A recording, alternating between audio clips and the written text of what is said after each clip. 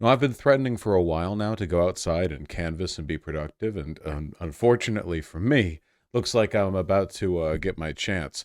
This June 22nd and 23rd, Progressive Victory is hosting an event in Yonkers, New York, to canvas for the primary of Representative Jamal Bowman. You know, we want him to win. He's a good guy. He's a progressive. His victory is not at all assured, so we need to put in our best effort, you know. I'm going to be there. Hopefully, a lot of folks are going to be there. I'll continue to talk about that in videos and streams. I'd love to see folks there, but we need to help people get out there, and that means food, that means hotel costs, and that means money, and the money means, you guessed it, donation streams. So tomorrow, that's tomorrow as I record this, so on the 25th of, what month is it right now? It's not June yet. May, Saturday. Look, like tomorrow when you see this, I'm going to be starting stream at 11 a.m. PT like I normally do, and I'm going to play some of the new overwhelming transgender victory, Paper Mario: The Thousand-Year Door. They came out with that, right? Hold on. Paper Mario Thousand-Year Door remaster. That wasn't just like a teaser thing, right? Okay, nice. Just making sure. Just making sure as I do the do the promo. So anyway, normally there's more notice before this, but I'm going to do that this Saturday and the next Saturday. We're going to be doing two fundraisers to try to raise money because we want to get folks out there, because we want to canvas, because it's good to canvas, because it's good for good people to win, and also it's good, you know, it's good mobilization. I'll bring the cheese wheels this time. I'll see a lot of folks. It's going to be a good time. So if you want more info, you can go to progress.win/New York, or you can drop by the stream and you can ask for more info, preferably in the form of a donation message. But if you don't want to, that's fine. But you should still drop by, because Paper Mario: The Thousand-Year Door is a good game. It's good.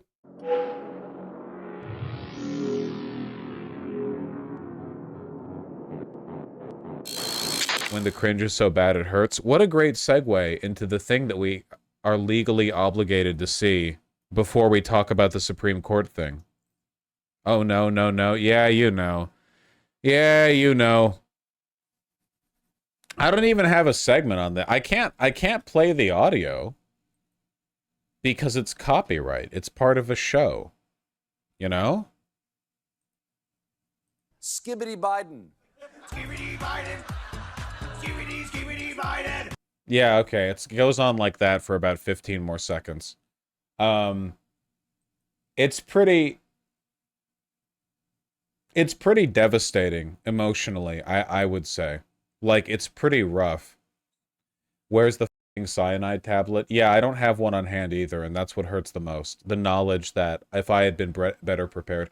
This is actually, there is like a context to this. Stephen Colbert was making jokes about how Biden's campaign was out of touch with what young people want, which is true. So then he was like, here's a list of attempts that they have made to appeal to the youth. And they have some like out of touch memes, and then they have this Skibidi Biden, which looks terrible, by the way. They should have done it in the source engine. You know, no commitment to the bit. Yeah, in context, it's supposed to be cringe. Yeah, but again, this is, no, I agree, Annie, but this is where it folds back around too on the meta thing, because trying to be cringe, you can overcommit to that and just end up being cringe, even if you're trying to be cringe, you know? Like, if you're at a party with a bunch of friends and a guy is like, okay, I'm going to make a joke, the punchline to which is I'm going to be a little bit embarrassing. And he ends up being really embarrassing. Like he runs into a group of people and like does a noise and like splashes water on his face and then runs up. Like, there's a point past, it's no longer a defense to say that you're being deliberate. You can't shield yourself anymore. Skibidi Biden's going to be playing in everyone's mind when we're up late waiting for votes to come in on election night. It's actually lower quality than that Biden farts thing that Steven Crowder tried to make a thing. Remember that? Biden farts, Biden farts. That was actually like well produced relatively in its context, you know? Not this. In terms of earworms, you know what I've randomly had stuck in my head today, even though I haven't heard it in God knows how long, over a decade? The JibJab W. Bush versus John Kerry song. For their 2004 election. 20 years ago. 20 years ago that came out. I don't know why that's in my head. I haven't heard it, like, ever. Not familiar with that one. It's really, really old. Like, really old. JibJab mostly does, like, stick your face here greeting cards these days. But for a while, they would do these, like, every year they would do these promotional videos where it would be about, they would take, like, a classic song and they would redo the lyrics to, make it about an election or like a year in review. And they were really good, is the thing. For a while, they were actually really good. And that's the upsetting thing. Can you can play that one, do it. Chat, just whining, and like you guys don't respect the shoulders of the giants that you perch on. All of the like modern hip, I'm sorry it's not like ironic enough for you. All of the shit that you enjoyed today was built on the technical competence and like ingenuity of the people who were making stuff like this back then, you know?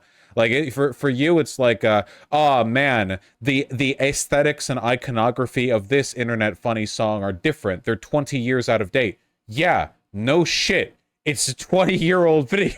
Like, yeah, of course. It's not like, but conceptually, we're talking about like the same damn thing, man. That doesn't make Citizen Kane not boring. Benjamin, have you watched Citizen Kane? It's like objectively not a boring movie. I don't know if this is like a Ritalin prescription thing or what. It's not. You're just saying that you haven't seen it. You haven't seen Citizen Kane, so you're just like listing that as a movie. I was just making a point. It's a good movie. Wow, what you see? You've got main character syndrome. You're just saying shit. You're just out here saying shit. I didn't get copyright strike for this. I was keeping an eye on the YouTube thing the whole time. 15 years ago. 15 years ago. This was like the tight. Yeah. See, now it's like holiday card stuff. It's an old. You know. Oh man, it's Barack Obama. He's Barack Obama. This one was crazy well produced. What the? It's like stylish. They got like I remember this. Sir, we've got a situation. Pirates. It's like actually a fucking banger.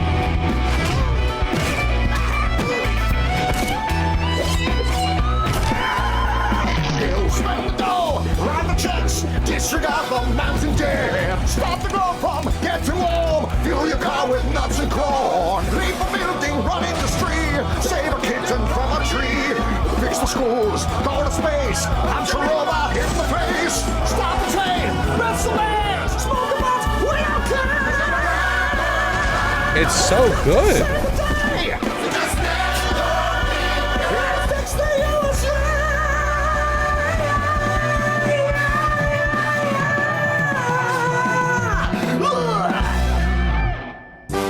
That fucking ruled, man. Holy shit. Okay, I'm glad that I took the time to remind myself of the existence of this stuff. We shouldn't just turn the whole. Yeah, they've got you guys can go back and look. Some of the anything I don't know anything like 15 years old or older is probably still pretty good. I know they fell off past a point. Remember when art had art in it? I mean, I guess I just think fondly of it because none of this made sense. Like it's not like the whole monetization scheme that. Like, these were originally published on their website, not on YouTube. This was originally published on the JibJab.com site. They didn't make any money from these. At least not directly. Like, it wasn't like ERB, for example, started making their videos after you already had a YouTube monetization scheme. Like, there was a business model to it. It just seems like for these guys, they were just like, F it, yeah, we're just gonna, like, make bangers, you know? One more? No, we shouldn't. Vaush is a resist lib? Yeah, I am, in the sense that I'm constantly resisting the libs in my chat. Have you seen the news is a New World Order thing? Have I seen the New World Order thing? I don't know. Have I seen the sun in the sky? Have I seen the leaves on the branches of the trees outside my house? Have I seen grass? Have I seen my own flesh and blood? Have I seen the New World Order? I'm living in it. What is a New World Order? I mean, whatever, you know, it's not like this is copyrighted.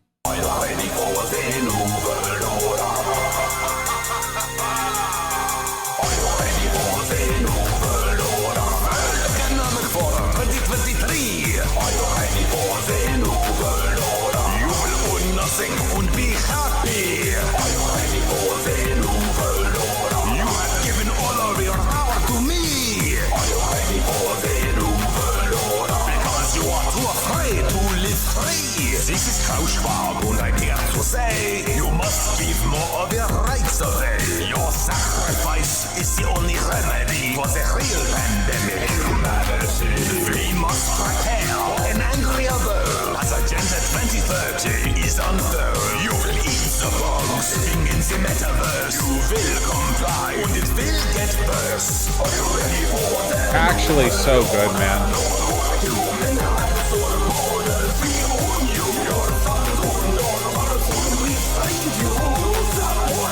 I might be wrong. Does this guy's face look fake? Yeah, it's deepfake. That's Carl Schwab. That's the head of the World Economic Forum, but it's a deepfake. Carl Schwab, head of the World Economic Forum, did not actually agree to act and sing in this video. I like going into YouTube chat. I don't have, like, I don't know, the gumption, maybe the bravery to moderate you guys. You guys are lost. Lame. What is this? Lame. What are we watching? What do you mean? You know what? I'll ban the lame people. You need to go outside. You need to wake up a little bit. You're lost in cynicism. Nobody who actually touches grass and lives a productive life, no such person would actually look at this and feel negatively about it. You know, you're just projecting negativity because you think it's cool. You know, you look at the sincerity of this and you say, like, well, I need to counteract this cringe by being, you know, detached and unlovable. Well, I am detaching you by hiding user on this channel, and you're going to go out there and you're going to touch some grass, and it's going to make you a better person. They're too Marvel-pilled? No, they're the opposite of Marvel-pilled. That's the problem. And that's why JibJab existed then, and stuff like that doesn't really exist as much now. Everyone is so afraid to be cringe, you know? And every once in a while, you have people who, like, make their own little bubble of positivity that gets popped by like, outside that bubble. People look in and they see, are you not even self-aware enough to understand that what you're doing is cringe right now? Who the f cares? Live. Live. You know?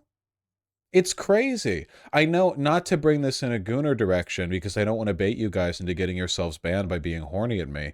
But I see this pretty often with, like, some not safe for work artists. Where there are some not safe for work artists who have, like, very specific fixations or interests and will draw that stuff very consistently. And they're very, like, unapologetic about it. And every once in a while, from outside of the bubble of, like, a fandom they create, someone is like, hey, this is, like, really dumb. Do you not realize how dumb this is? And that gets a bunch of attention. And it just, like, you know, the reality is, and the sooner you realize this, by the way, the happier and more fulfilled of a person you will be.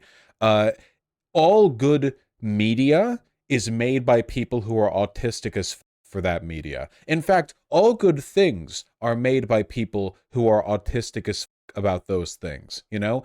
Anything good, everything good in life is born of people's, like, kind of cringe obsession with it. Because if they weren't kind of cringe about their obsession with it, they wouldn't have gotten good enough to make something worth being obsessed over. That's how it is, you know? Yeah, they say vaccines cause autism, but you need to be pretty damn autistic about virology in order to make something as miraculous as an mRNA vaccine, you know? You just respect that. I'm not saying that we should abandon all social standards and, like, you know, it doesn't matter if people are weird or cringe, because it does, you know, but, like, ask yourself, is the cringe that I'm going after the cringe of someone being sincere and engaged with life? you know, maybe in like an over enthusiastic way, but in a way that reflects their love and care for the subject? Or is the cringe I'm looking at something like actually bad, and I'm also saying it's cringe, you know? Like, it is cringe to be a misogynist, but the cringe isn't the crime there. That's just what it is, right? But the problem there would be the misogyny. Get with the times, the new word is corny. Sorry, white boy. You can only call people corny if you're black. I've seen how they do it to us. Frankly, it's a power unrivaled by anything, any slur, any invective. Being called corny as a white person by a black person is effectively like a verbal death sentence. It's devastating. That was corny. A nice try, white boy. I can smell your lack of melanin through the screen. It has no effect on me. I'll know. You wither, yeah. Yeah, it's very powerful. People hate on PSX Bunlith for their not safe work posts. You know, you really gambled on how online I would be by saying that, but you're winning the role. I do know what you're talking about, yeah. PSX Bunlith, perfect example of people hating on the autism. If you don't know, you don't know, okay? I can't share everything in my mind with your mind, you know? You just have to accept sometimes that you know, I know something you don't. Well, okay, Dizami, you know, leave it to them. I'm just not interested in sex and porn. Wow, that's great, insert creative user. That's, you know, I appreciate you logging into VGG from the Tibetan monastery pillar that you're currently fasting atop. I'm surprised you get internet up there, to be honest. You like run an Ethernet, like 100-foot Ethernet cable up to the top of it, or didn't we kill everyone in Tibet? What the f you mean we? Oh, you mean in Tomb Raider? Yeah, we killed a lot of people in Tibet. In Tomb Raider. In fairness, they came at me with sticks. So yeah.